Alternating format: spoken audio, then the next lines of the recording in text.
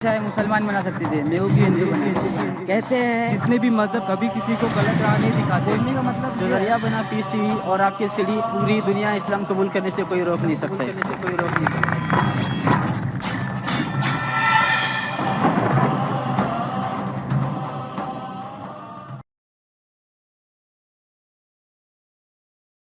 Mic number 3 में कोई भाई सवाल करना चाहे नॉन मुस्लिम भाई तो कर सकते हैं।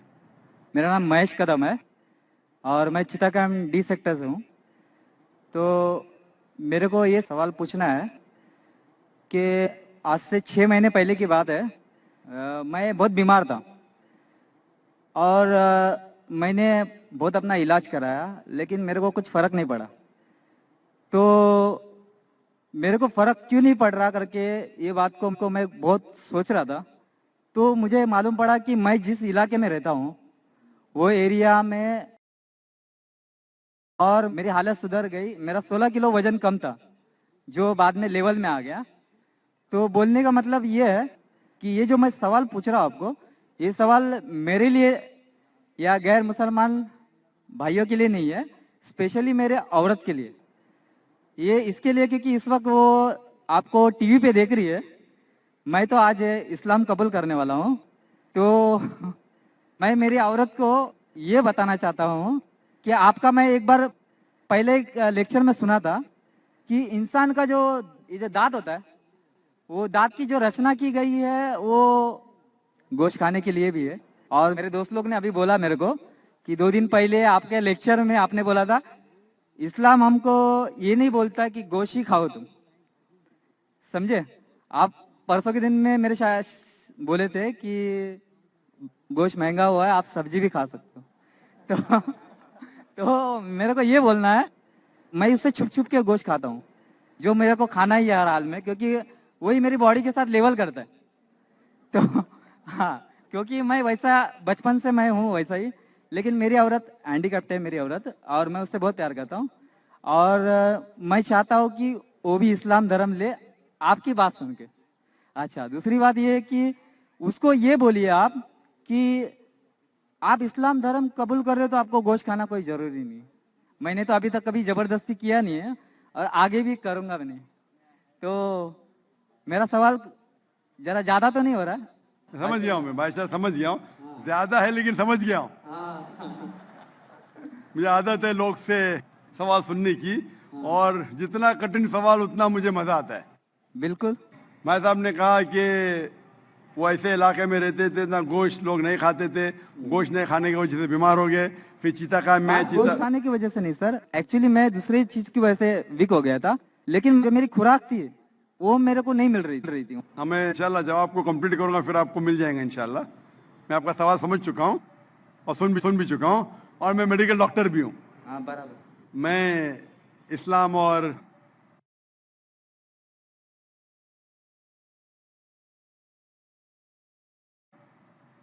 कंपैरेटिव रिलीजन के अलावा एक मेडिकल डॉक्टर भी हूँ। भाई साहब बीमार हो चुके थे और गोश्त नहीं खाने की वजह से फिर से रिकवरी नहीं मिलती थी। जब चिता कैंप में आए तो गोश्त खाने लगे और रिकवर हो गए, और 16 किलो वजन भी बढ़ गया उनका। और उनको गोश्त खाने की आदत है बचपन से, क्योंकि गोश्त की मेडिकल साइंस आज ये कहती है कंप्लीट फूड है। जिस्म के अंदर अमाइनो एसिड की जरूरत लगती है 23 अमाइनो एसिड की, जिसमें से 8 अमाइनो एसिड जिस्म में खुद पैदा नहीं होते, उसे कहते हैं इसेंशियल अमाइनो एसिड। और ये खुराक में लेना, अपने खाने में लेना जरूरी है। कोई भी वेजिटेबल फूड में कंप्लीट प्रोटीन सारे 8 अमाइनो एसिड मौजूद ही नहीं है। अब जब फ्लैश खाते, गोश्त खाते, इसमें 8 अमाइनो एसिड मौजूद है जो वेरी गुड प्रोटीन है। पूरे जवाब के लिए इंशाल्लाह कल मेरी तकरीर है जिसमें मैं ये वादे तौर के ऊपर डिटेल में जवाब दूंगा। लेकिन आपका मेन सवाल था, आपका पहले सवाल का जवाब दूंगा और एक सवाल पूछना चाहते हैं आप? सवाल 1 2, बाद में कतार के पीछे, फिर आप वापिस आ सकते हैं। क्योंकि गैर मुस्लिम को मैं हिदायत देता हूं 1 के बदले 2, 2 के बदले 3, अभी 3 के बदले 4, तो बाकी लोग बोलेंगे नाइंसाफी है। वो ये मुस्लिम को ब्रेन हेमरेज हो गया था कल, बोला मुझे मौका नहीं दे रहे। वो हमारे आगे ही थे। आपके आगे था, देखो आपको मौका मिला, उनको नहीं मिला। ब्रेन हेमरेज तो न्यूरो सर्जन को बुलाने पड़ेगा। जैसे मैं कह रहा था कि आप अब इस्लाम से इंशाल्लाह आप प्रसन्न हैं और आप कबूल करना चाहते, आप साथ साथ ये कहना चाहते आपके बीवी से कि नॉनवेज खाना, गोश्त खाना गलत नहीं, इंशाल्लाह आपकी बीवी से कहिए कि कल मेरा प्रोग्राम लाइव टेलीकास्ट देख रही है, कल भी ये वक्त देखिए 6:15 से लेके 10 बजे तक के, इंशाल्लाह जवाब आपको मिलेगा। लेकिन ये कहना चाहता हूं कि गोश्त खाना मुसलमान के लिए फर्ज नहीं है, किधर भी नहीं लिखा है कुरान या हदीस में क्या मुसलमान को गोश्त खाना फर्ज है। कई बार अगर आपका जिस्म गोश्त को हजम नहीं कर सकता है, कई बार कुछ लोगों में, तो उस टाइम गोश्त मत खाओ। आमतौर पे इंसान हजम कर सकता है। अगर आपको कुछ बीमारी है जिससे गोश्त की वजह से आपको तकलीफ होती है तो मत खाओ, खाना फर्ज नहीं है। लेकिन अक्सर आम इंसानों के लिए खाना अच्छी बात है। जो चीज हर इंसान के लिए गलत है, नुकसानदार है, वो हराम है। मिसाल के तौर पे शराब अक्सर इंसानों के लिए नुकसानदार है, गोश्त ऐसा नहीं है। लेकिन आपकी बीवी अगर गोश्त पसंद नहीं है और उसे गोश्त का टेस्ट पसंद नहीं है या अच्छा नहीं लगता, वो बिल्कुल फिर भी अच्छी मुसलमान रह सकती है अगर मानती है कि खुदा एक है और बुत परस्ती नहीं करती है। मेरी औरत ये समझती है कि अगर मैं मुसलमान बनता हूँ तो मैं कंपलसरी गोश्त खाऊंगा और उसको भी खिलाऊंगा। तो वो आप अपने तरीके से बताओगे तो थोड़ा फर्क पड़ेगा। भाई को डर है क्या उसकी बीवी समझती है कि अगर ये भाई मुसलमान बन गए तो उसके लिए कंपलसरी और बीवी को खिलाना भी कंपलसरी, उसके लिए भी कंपलसरी नहीं और बीवी को खिलाना कंपलसरी बिल्कुल नहीं है। और एक बात कहूंगा मैं भाई साहब, आप ये कह सकते हैं कि मैं मुस्लिम बनूंगा, आप भी मुस्लिम बन गए तो मैं गोश्त खाना छोड़ दूंगा। अगर आपकी बीवी इस्लाम कबूल करने को राजी है आपके गोश्त नहीं खाने की वजह से, तो मैं आपसे इल्तिजा करूंगा, दरख्वास्त करूंगा कि गोश्त खाना छोड़ दो इस्लाम कबूल करने के बाद। आपकी बीवी भी अगर इस्लाम कबूल करती है तो दोनों को निजात मिलेंगी। ये होता है सैक्रिफाइस करना बीवी के लिए। बिल्कुल ऐसा ही करो। जैसे कहा था कि एक सजदा जिसे तू समझता था गिरा है, एक सिजदा जिसे तू समझता था गिरा है, हर उस सिजदे से देता है आदमी को नजात। मतलब जिससे डर है आपके बीवी को कि वो इस्लाम कबूल करेंगे, कबूल कर लेंगी तो इंशाअल्लाह बाकी परेशानी से उसे निजात मिलेंगी। मैं आपसे पूछना चाहता हूँ भाई साहब, आप इस्लाम कबूल करना चाहते हैं? बिल्कुल करना चाहता आप मानते हैं कि खुदा एक है? बिल्कुल एक। आप मानते हैं कि बुत परस्ती गलत है? बिल्कुल गलत। आप मानते हैं मोहम्मद सल्लल्लाहु अलैहि वसल्लम आखिरी पैगंबर है? हाँ आखिरी पैगंबर। आपको कोई भी जबरदस्ती करे इस्लाम कबूल करने के लिए? बिल्कुल नहीं। कोई भी दबाव? बिल्कुल नहीं। आप दिल से करना चाहते हैं? दिल से, अपने होशो आवाज में? होशो आवाज। कोई भी जबरदस्ती नहीं कर रहा है? नहीं। इंशाल्लाह मैं अरबी में कहूंगा, आप उसे दोहराइए। अशहदु अशहदु अल्लाह अल्लाह इलाहा इलाहा इल्लल्लाह इल्लल्लाह व अशहदु व अशहदु अन्ना अन्ना मोहम्मदन मोहम्मदन अब्दुहु अब्दुहु व रसूलुहु।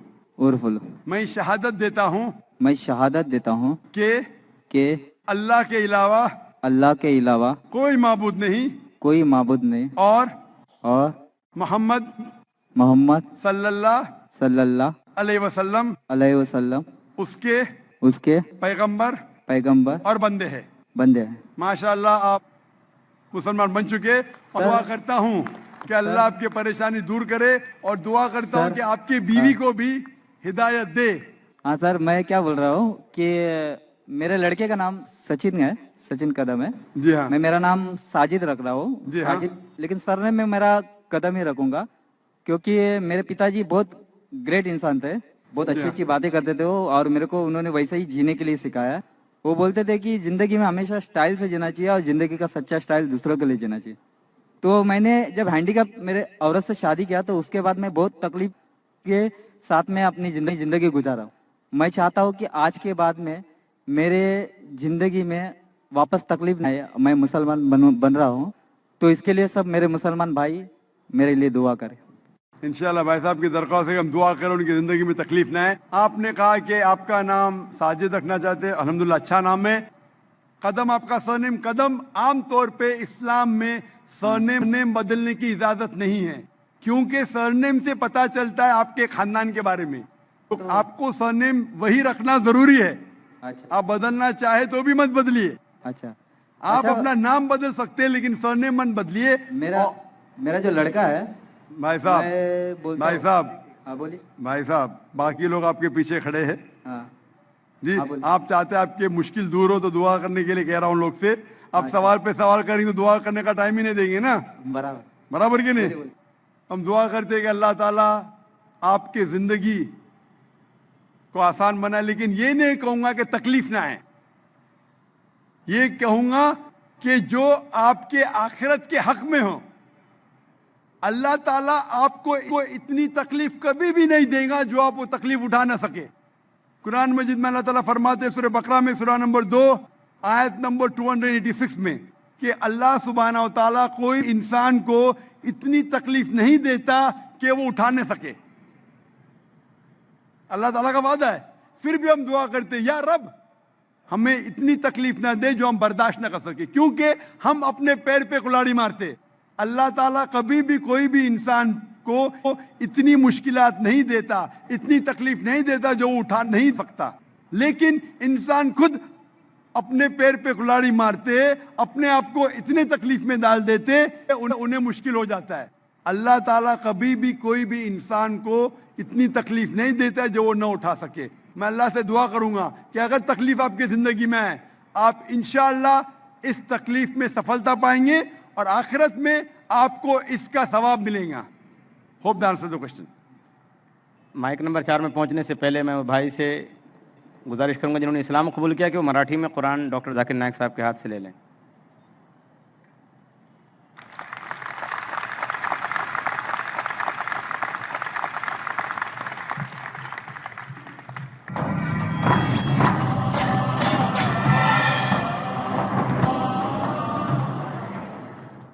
जी माइक नंबर 5 में कोई नॉन मुस्लिम बहन हो तो सवाल करें। Assalamu alaikum, brother Zakir Naik. I'm from Kerala, so this English is more comfortable for me. So my question here is, in fact, I'm a revert sister and just 1.5 to 2 months old. And I try my family to make them understand what Islam is and all that. So today, my dad put a condition like, you go to temple, you come with me to temple. So I will come here in peace conference. So as my dad is a very good person, he's kept his promise. He's come to peace conference. So my question is, what I did was for the cause, for a good cause. But I had to go to temple and I was always telling, House Bilani min Shaitanir Rajim. So what I did, was it wrong? And second piece of advice, what would you like to, advise my, not advise, but at least make him understand what this Islam is, and I'm sure he is somewhere and he is listening. बहन का सवाल है कि वो केरला से है और अंग्रेज में और महारत रखती है। मैं बम्बई से और मैं भी अंग्रेजी में महारत रखता हूँ, लेकिन मजबूरी है क्योंकि ये सवाल जो आपका सेशन उर्दू या हिंदी में है, तो मैं जिद्दोजहद कर रहा हूँ कि लोगों को पैगाम पहुँचाऊँ इस ज़बान में। बहन का सवाल है कि चंद महीने पहले, 2 या 3 महीने पहले उसने इस्लाम कबूल किया है और उसके वालिद जो अच्छे इंसान हैं, जब वालिद को उसने कहा कि आप पीस कॉन्फ्रेंस में आओ, तो वालिद ने शर्त लगाई कि आप अगर टेंपल में आएंगे, मंदिर में आएंगे, तो मैं पीस कॉन्फ्रेंस में आऊँगा। तो उसके वालिद तो पीस कॉन्फ्रेंस में आ गए। तो क्या उसने जो शर्त लगाई वो सही थी या गलत थी? आपने अगर अपने वालिद को कहा कि टेंपल में आप जाएंगी, टेंपल में जाना गलत नहीं है, टेंपल में बुत परस्ती करना, मूर्ति पूजा करना गलत है। मैं भी कई टेंपल में जा चुका हूं, कई टेंपल में देखने के लिए टेंपल में क्या है। तो अगर आप टेंपल जाती है और मूर्ति पूजा नहीं करती है और दिल में मानती है कि खुदा एक है, उसके अलावा कोई माबूद नहीं, बुत परस्ती गलत है, तो टेंपल में जाना कोई हर्ज नहीं है। लेकिन टेंपल के सामने अगर आप सिजदा करेंगे मूर्ति को तो गलत है। तो अगर आपने वादा किया है अपने वालिद से कि टेंपल जाएंगे, बेशक जाइए उसके साथ, लेकिन बुत परस्ती मत कीजिए। Don't do idol worship. You can go to the temple but don't do idol worship. Doing idol worship is wrong. If you believe in your heart that there is one God and idol worship is wrong, going to temple is no problem. तो जब तक आप बुत परस्ती, मूर्ति पूजा नहीं करती, आप temple जा सकती है। और आपने कहा कि आपके वालिद से कुछ बात कहूं ताकि इंशाअल्लाह उसे हिदायत मिले। मैं कहना चाहता हूं इस बहन के वालिद से कि आप दिगर मज़ाहिब का मुताला कीजिए, चाहे बाइबल का, चाहे वेद का, चाहे भगवत गीता का, चाहे कुरान का, और आपको पता लगेगा कि सारे मजहबी किताब कहते हैं कि खुदा एक है। और उस खुदा के अलावा कोई माबूद नहीं। मैं आपसे पूछना चाहता हूं कि अगर आप पढ़ेंगे आपके वेद, जो मैं कह चुका हूं, उसमें भी साफ तौर से जिक्र आता है कि खुदा एक है और बुत परस्ती गलत है। जैसे मैंने कहा श्वेता श्वेता उपनिषद में अध्याय नंबर 4 श्लोका नंबर 19, यजुर्वेद अध्याय नंबर 32 श्लोका नंबर 3 में लिखा है न तस्य प्रतिमा अस्ति। उस ईश्वर, उस भगवान की कोई प्रतिमा नहीं, कोई अक्ष नहीं, कोई पिक्चर नहीं, कोई पेंटिंग नहीं, कोई फोटोग्राफ नहीं, कोई बुत नहीं, कोई मूर्ति नहीं। तो मूर्ति पूजा करना हिंदू मजहबी किताब के हिसाब से भी गलत है। ये कुछ हिंदू धर्म के ठेकेदार कहते हैं जो मजहबी किताब में नहीं लिखा है। तो मेरी इल्तिजा है आपसे, मेरी दरख्वास्त है आपसे कि आप अपनी किताब का मुताला कीजिए और जो ज्ञान रखता है आपके किताब के बारे में उनसे पूछिए। उसमें लिखा है कि मूर्ति पूजा गलत है, और जो मैं हवाले दिया हूं आप उनसे पूछिए इसकी क्या मानी है। एक मुसलमान कह रहा था, पतला सा टोपी पहने हुए, दाढ़ी रखे हुए, कि मूर्ति पूजा गलत है। लिखा है श्वेता श्वेता उपनिषद अध्याय नंबर 4 श्लोका नंबर 19 में। ये क्या सही कह रहा है? आप लाइब्रेरी में जाओ और उसका तर्जुमा पढ़ो, आपको पता चलेगा क्या लिखा है। और मैं अल्लाह से दुआ करता हूं कि अल्लाह आपको हिदायत दे ताकि आप भी अपनी बेटी जैसे सही रास्ते पे आ सके। क्वेश्चन। Thank you. जी, माइक नंबर 1। सर, मेरा नाम रविंद्र शंकर बलैया है। मैं हिंदू धर्म से नहीं हूँ, लेकिन मैं सनातन धर्म से बिलोंग करता हूँ। तो आपसे एक क्वेश्चन पूछने से पहले कहना चाहूँगा कि मेरे क्वेश्चंस एक नहीं है, मेरे क्वेश्चन 3-4 है। If you don't mind so can we carry on? भाई साहब का सवाल है, 3-4 क्वेश्चन है, क्या पूछ सकता हूँ? भाई साहब एक पूछे, अभी खाली हमारे पास 15 मिनट है। आमतौर पे मैं 3 या 4 मिनट लेता हूँ। 3 या 4 सवाल का आपसे ही खत्म हो जाएगा पूरा। सारे लोग लाइन में खड़े, किसको हार्ट अटैक हो सकता है, किसको ब्रेन हेमरेज हो सकता है। आपका सबसे अहम सवाल पूछिए, सबसे अहम सवाल। ठीक है सर, जैसे कि आप कहते हैं कि जो हमारे भगवान होगा उसमें सबसे टॉप पे अल्लाह को आपने दर्जा दिया हुआ है।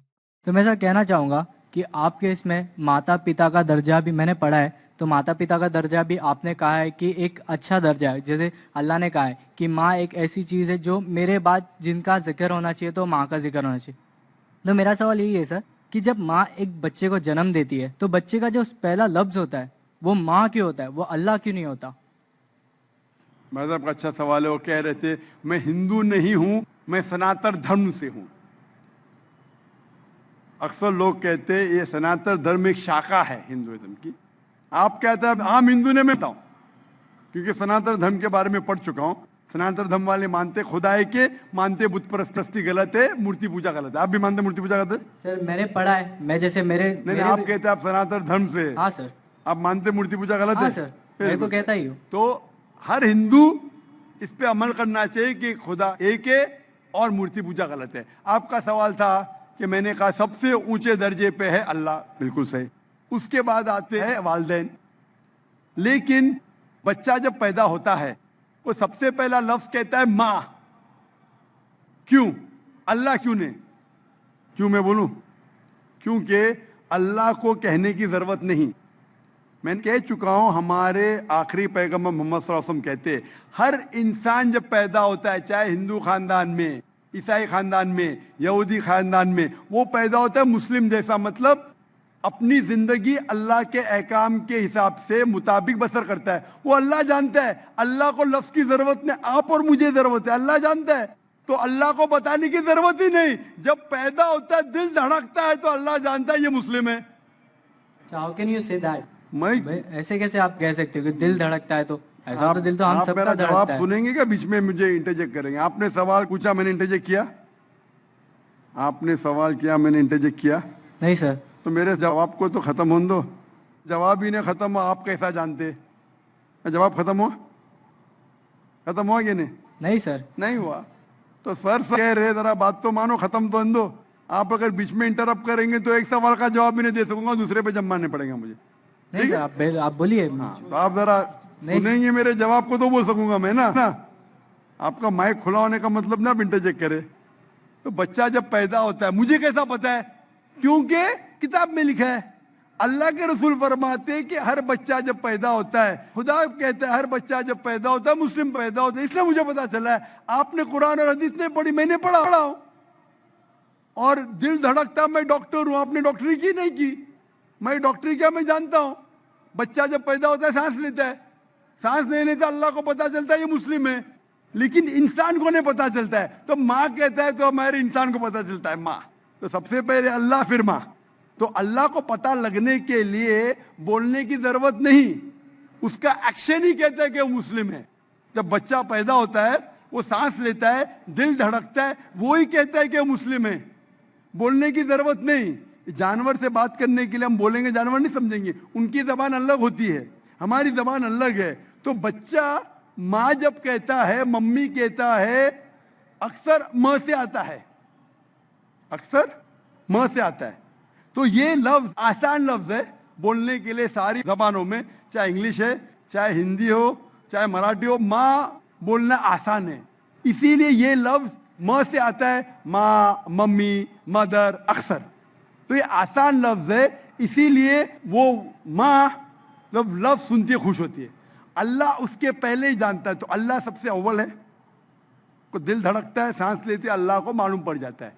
आपको नहीं पता चलता है, मुझे नहीं पता चलता, मुझे तो पता लग गया, आपको अब तक पता नहीं चला क्योंकि आपने रिसर्च नहीं किए।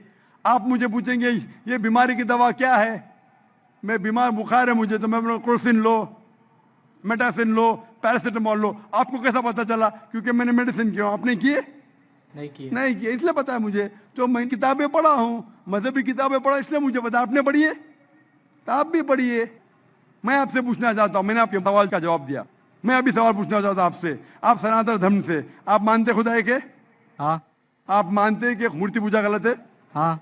आप मानते हैं कि आखिरी पैगंबर मोहम्मद सल्लल्लाहु अलैहि वसल्लम है? सर लिखा गया है तो मैं मानता हूँ। मैंने इतने हवाले दिया, वो बहन ने सवाल किया कि मोहम्मद सल्लल्लाहु अलैहि वसल्लम का जिक्र क्या है। मेरी पूरी तकरीर 1 घंटे की, मैंने 1 घंटा तो लिया नहीं, 10 मिनट के अंदर इतने हवाले दिया। सैकड़ों में से कम से कम 25-30 हवाले तो दिया होगा, 25-30 कम से कम, सैकड़ों में से। मैं पूछना चाहता हूँ, आप मानते हैं कि मोहम्मद सल्लल्लाहु अलैहि वसल्लम आखिरी पैगंबर है? सर आपको जवाब देने से पहले कहना चाहूँगा कि ये मेरे किताब में लिखा गया है, हमारे धर्म में लिखा गया है, तो मैं मानता हूँ उसे। बिल्कुल सर। तो वही तो कह रहा हूँ मैं पहले कह चुका हूँ, आप हर धार्मिक किताब के तालव इला कलिमतिन सवाइम बैना बैनकुम, कुरान में लिखा है सूरह इमरान में सूरह नंबर 3 आयत नंबर 64 में, आओ उस बात की तरफ जो आप और हम में यकसा है। जो आपकी किताब और मेरी किताब में यकसा, उसके ऊपर तो अमल करो। जो इख्तिलाफी बातें कल डिस्कस करेंगे।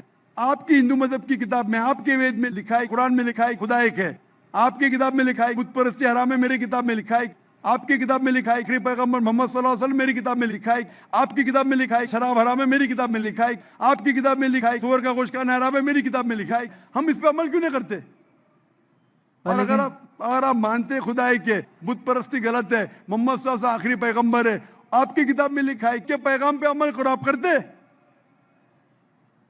तलकी अवतार, आखिरी अवतार, वालिद का नाम था विष्णु यास अब्दुल्ला, माता का नाम था सुमति आमिना, पैदा हुए महफूज जगह पे, अमन की जगह पे, मक्का। वही मिली गारे हीरा में, गए शिमाल की तरफ नॉर्थवर्ड, वापस आ गए, मक्का से मदीना गए, फिर मक्का आ गए। उनके 4 दोस्त, इतने सब गहराई में दिया है, लिखा है कि आप मानो कि वो आखिरी पैगंबर है, उसके पैगाम पे अमल करो। आप अमल करना चाहेंगे? सर फिलहाल मैं हिंदू धर्म से, तो मैं तो नहीं कर सकता। वही कहता हूं ना, आप अपनी किताब के पैगाम पे अमल नहीं कर सकते तो और रिसर्च कीजिए। मैं चाहूंगा कि आप कुरान मजीद का तर्जुमा पढ़िए।